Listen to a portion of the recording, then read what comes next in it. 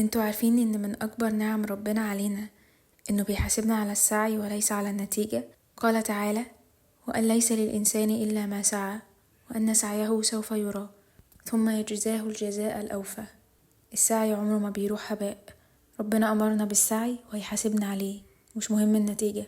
يعني وصلت اللي انت عايزه أو ما وصلتلوش، هتتحاسب على سعيك، ربنا هيأجرك عليه، وربنا مش بينسى تعب حد وهيعوض بالخير.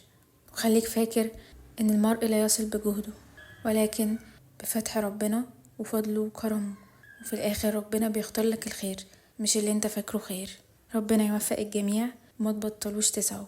مستنية رأيكم عن الشنطة دي. هنزل الطريقة كاملة في فيديو قريب. عملتها بفكرة جديدة وعملت ليها دراعين، وكمان معاها حزام من نفس الخيط شكله حلو قوي معاها. ودراع الشنطة ده اللي بالخيط عملت ليه فيديو